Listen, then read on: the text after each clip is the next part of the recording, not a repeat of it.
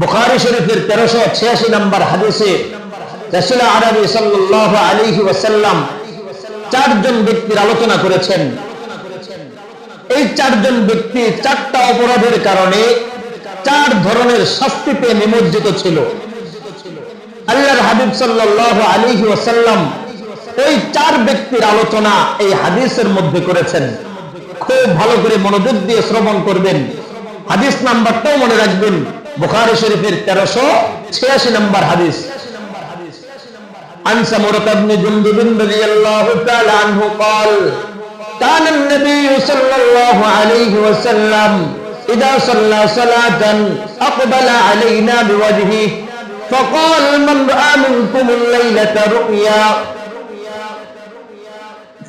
فيقول ما شاء فإن رأى أحد قصها فيقول ما شاء الله فسألنا يومئذ هل رأى أحد منكم رؤيا قلنا لا فقال النبي عليه الصلاة والسلام لكني رأيت الليلة رجلين أتياني فأخذا بيدي فأخرجاني إلى الأرض المقدسة فانطلقنا رجل جالس ورجل قائم بيده كلوب من حديد।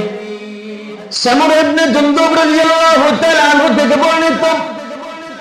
সামুরা ইবনে জুনদুব রাদিয়াল্লাহু তাআলা আনহু বলেন, নামাজ পড়ার পরে নবীজি আমাদের দিকে ফিরে বসতেন। আমাদের দিকে ফিরে নবীজি জিজ্ঞাসা করতেন, ও আমার সাহাবীরা রে, তোমাদের মধ্যে আজ রাতে কেউ কোনো স্বপ্ন দেখেছে নাকি? সামুরা ইবনে জুনদুব রাদিয়াল্লাহু তাআলা আনহু বলেন, আমাদের মধ্য থেকে কেউ যদি কোনো স্বপ্ন দেখত, আমরা ওই স্বপ্ন নবীজির কাছে বর্ণনা করতাম। ফায়াকুলু মা শাআল্লাহ, নবীজি আল্লাহর মর্জি অনুযায়ী ওই স্বপ্নের ব্যাখ্যা দিতেন, বর্ণনা দিতেন। একদিন রাসূল আরবি সাল্লাল্লাহু আলাইহি ওয়াসাল্লাম আমাদেরকে বললেন, আমার সাহাবীরা রে, আজ রাতে তোমাদের মধ্যে কেউ কোনো স্বপ্ন দেখেছে নাকি? আমরা বললাম, লা, না ইয়া রাসূলুল্লাহ, আজকে আমরা কোনো স্বপ্ন দেখি নাই। আল্লাহর হাবিব বললেন, তাহলে শোনো, ওয়ালাকিন্নী রাআইতুল লাইলা ওয়াল লাইলাতা রাজুলাইন, গতকাল রাতে দুইজন ব্যক্তি আমার কাছে আগমন করেছে।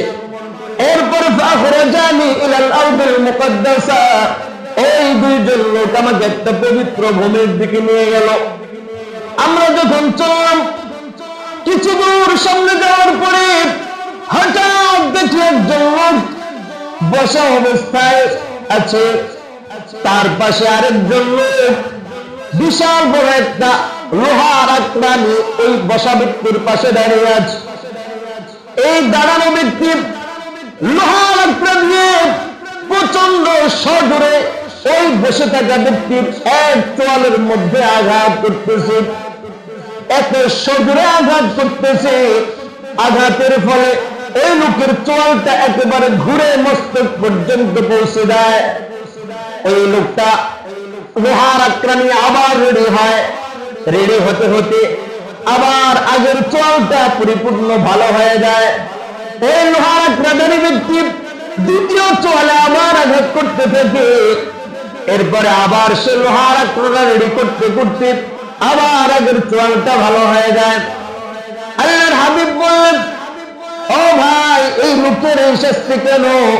আল্লাহর হাবিব বললেন, মা হাযা, এই লোকটার এই শাস্তি কেন হচ্ছে?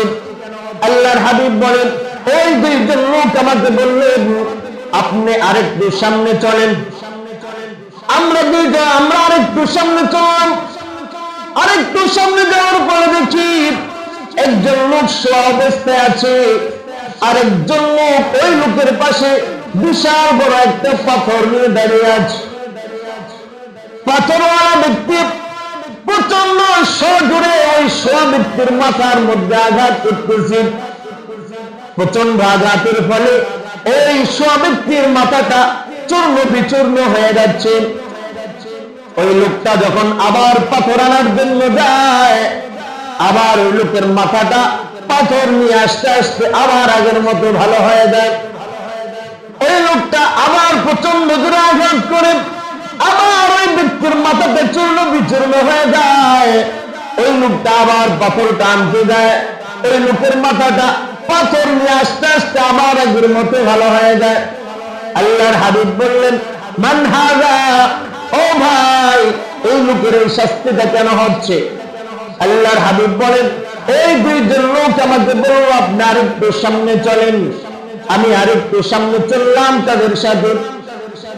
আরেকটু কিছু দূর যখন পথ সামনে গেলাম, হঠাৎ গিয়ে দেখি বিশাল বড় একটা মাটির নিচে একটা গর্ত, গুহা। ওই গুহার মাটির নিচে বিশাল বড়, কিন্তু উপরের দিকে একেবারে ছোট্ট একটা ছিদ্র। এই ছিদ্র দিয়ে ওই গর্তের গুহা থেকে উপরের দিকে বের হওয়ার মতো কোনো পরিস্থিতি নাই। আল্লাহর হাবিব বলেন, আমি ওই গুহার মধ্যে যখন তাকালাম, গুহার মধ্যে তাকায় দেখি বস্ত্রহীন উলঙ্গ কিছু নারী এবং পুরুষ ওই গুহার মধ্যে। আর সেখানে প্রচন্ড আগুনের তাপ, প্রচন্ড আগুনের তাপের কারণে ওই আগুনের তাপমাত্রা যখন প্রচন্ড আকার ধারণ করে, এই বস্ত্রহীন নারী পুরুষগুলো আগুনের তাপের সাথে নিচ থেকে উপরের দিকে উঠে যায়। কিন্তু উপরে যতটুকু ছিদ্রটা চিকন, এজন্য কেউ উপর দিকে বের হতে পারে না। আবার যখন আগুনের তাপটা কমে যায়, ওই লোকগুলো আবার নিচের দিকে চলে যায়। আবার আগুনের যখন তাপ বাড়ে, ওই লোকগুলো আবার উপরে আগুনের তাপের সাথে উপরের দিকে ওঠে। আল্লাহর হাবিব বললেন, মান হাযা, ও ভাই এই লোকগুলোর, এই মহিলা পুরুষগুলোর এই শাস্তি কেন? তারা বললেন, আমাকে আপনি আরেকটু সামনে চলেন। আল্লাহর হাবিব বলেন, আমি ওই লোকগুলো দুইজনের সাথে আরেকটু সামনে চললাম।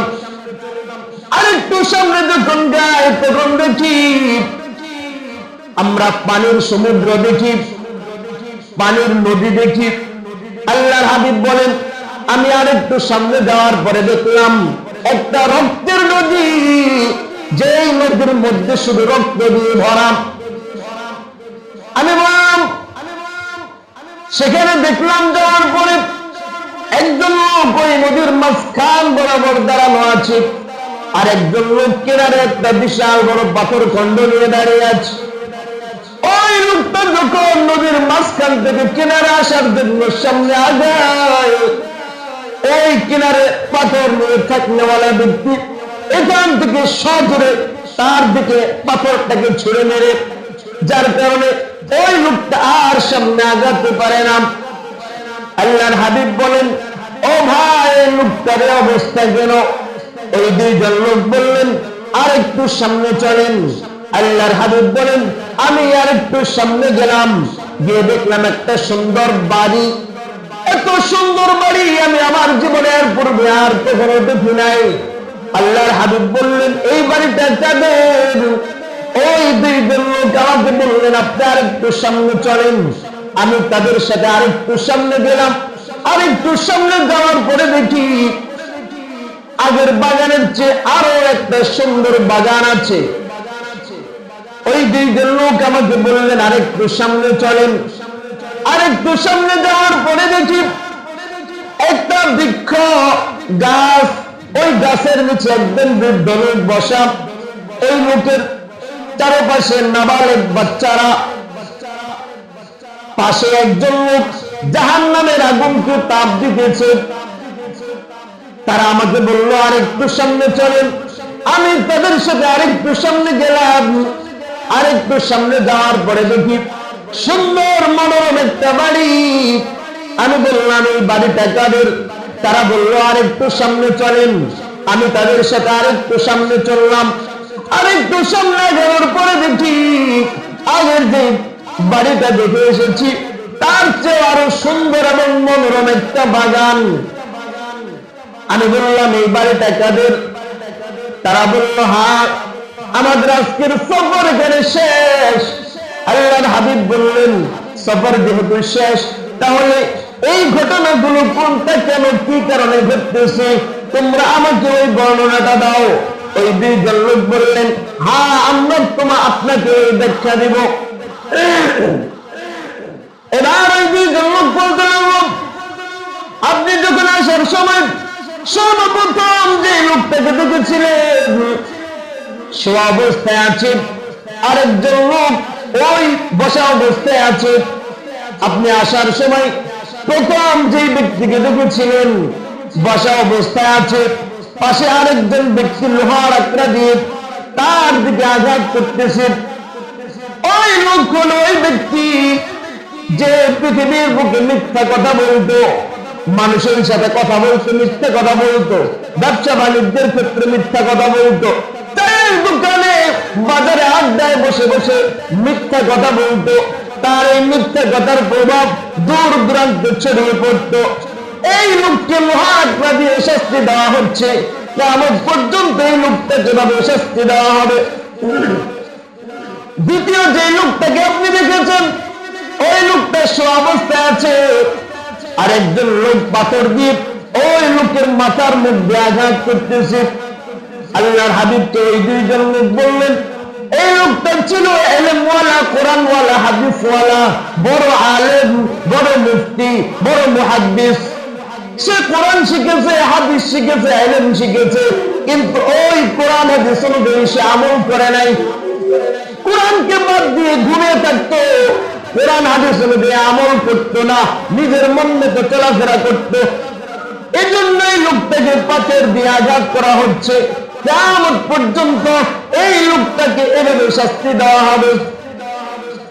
এরপর আল্লাহর হাবিবকে ওই দুইজন ব্যক্তি বললেন, তৃতীয় ধাপে আপনি যে লোকগুলো দেখেছেন বড় একটা গুহার মধ্যে বস্ত্রহীন অবস্থায় আগুনের তাপের কারণে তারা উপর দিকে উঠতেছে, আবার নিচের দিকে নামতেছে। এই লোকগুলো হলো ওই নারী পুরুষ যারা দুনিয়ার বুকে জিনা, ব্যভিচার করত, খারাপ কাজ করত। কিয়ামত পর্যন্ত এই লোকগুলোকে এই শাস্তি দেওয়া হবে।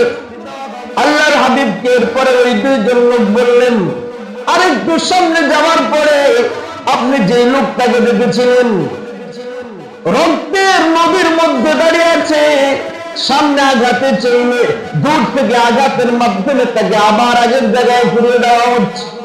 আল্লাহর হাবিবকে ওই দুইজন লোক বললেন, এই লোকটা হলো সুদ খানেওয়ালা, আকিলুর রিবা। সে সুদের লেনদেন করত, সুদের ব্যবসা করত, সুদের মাধ্যমে টাকা উপার্জন করত। এরপর ওই দুইজন লোক বললেন, আরেকটু সামনে যাওয়ার পরে আপনি যখন দেখলেন একটা গাছ, ওই গাছের নিচে একজন বৃদ্ধ লোক বসে আছে, তার চারপাশে কিছু ছেলে মেয়ে আছে। ওই লোকটা হলেন হযরত ইব্রাহিম আলাইহিস সালাতু ওয়াস সালাম। আরেকটু সামনে যাওয়ার পরে আপনি একটা বাড়ি দেখেছেন, যেই বাড়িটা অনেক মনোরম এবং সুন্দর ছিল। ওই বাড়িটা হলো ওই সমস্ত মুমিন বান্দা বান্দীদের যারা দুনিয়ার বুকে কষ্ট করে নামাজ পড়ে, রোজা রাখে, দান সদকা করে, ইবাদত বندگی করে, আল্লাহর ওই ইমানদার নেককার বান্দা বান্দীগুলো, তাদের জন্য এই বাগানটা, এই বাড়িটা বানানো হয়েছে। আরেকটু সামনে যাওয়ার পরে আপনি আগের চেয়ে আরো সুন্দর একটা মনোরম যে বাড়ি রেখেছিলেন, ওই বাড়িটা হলো দুনিয়ার বুকে আল্লাহর যে বান্দা বান্দীগুলো নিজের জানের মোকাবেলা করে, নিজের জানের পরোয়া না করে ইহলাই কালিমাতুল্লাহর জন্য, একমাত্র আল্লাহর দ্বীনকে সমুন্নত করার জন্য আল্লাহর রাস্তায় শাহাদাত বরণ করেছে, তাদের ওই শাহাদাতের মর্যাদা হিসেবে শহীদ যারা হয়েছে তাদের জন্য এই দ্বিতীয় বাগানটা বানানো হয়েছে, এই দ্বিতীয় বাড়িটা বানানো হয়েছে। এরপর আল্লাহর হাবিব একটু উপরের দিকে তাকালেন, উপরের দিকে তাকানোর পরে মেঘের মতো একটা দেখতে পেলেন। কি যেন আল্লাহর হাবিব বললেন, এটা কি? ওই দুইজন লোক বললেন, এটা হলো আপনার বাড়ি। আল্লাহর হাবিব বললেন, আমার বাড়িতে আমাকে ঢুকতে দাও। ওই দুইজন লোক বলল, না না, এখনো আপনার আয়ু আছে, আপনার হায়াত এখনো বাকি আছে, আপনার এখনো প্রবেশ করার সময় হয়নি, যখন সময় হবে তখন আপনি প্রবেশ করতে পারবেন। আল্লাহর হাবিব বললেন, ও সাহাবীরা রে, এই স্বপ্ন আমি গতকাল রাত্রে দেখেছি। এর মাধ্যমে আল্লাহর হাবিব আমাকে আপনাকে শিক্ষা দিলেন, যতদিন পৃথিবীর বুকে হায়াত থাকে কোনদিন মিথ্যা কথা বলা যাবে না। মিথ্যা কথা বললে লোহার আকড়া দিয়ে শাস্তি দেওয়া হবে। যতদিন পৃথিবীর বুকে হায়াত থাকে কোরআন হাদিস শিকার করে, ইলম শিকার করে তার বিপরীত করা যাবে না। তাহলে আমাকে আপনাকে যেই হোক না কেন পাথর দিয়ে শাস্তি দেওয়া হবে। তৃতীয়, যদি পৃথিবীর বুকে যতদিন হায়াত থাকে জিনা ব্যভিচার করা যাবে না, তাহলে ওই আগুনের মধ্যে, গুহার মধ্যে আগুনের তাপের দিয়ে শাস্তি দেওয়া হবে। চতুর্থ, সুদ ঘুষ খাওয়া যাবে না, যতদিন হায়াত থাকে সুদ মুক্ত জীবন পরিচালনা করতে হবে। তাহলে আমার আপনার জীবন দুনিয়া এবং আখিরাত উভয় জগতে সফল কাম হবে। আল্লাহ তাআলা আমাদেরকে যতদিন হায়াত থাকে, এই বুখারী শরীফের 1386 নম্বর হাদিসে যে চারজন ব্যক্তির চারটা শাস্তি, চারটা অপরাধের কারণে আল্লাহর হাবিব বলেছেন, আল্লাহ তাআলা আমাদেরকে সারা জীবন এই গুনাহ সহ আরো ছোট বড় সব ধরনের গুনাহ থেকে বেঁচে থাকার তৌফিক দান করেন। ওয়া আখিরু দাওয়ানা আনিল হামদুলিল্লাহি রাব্বিল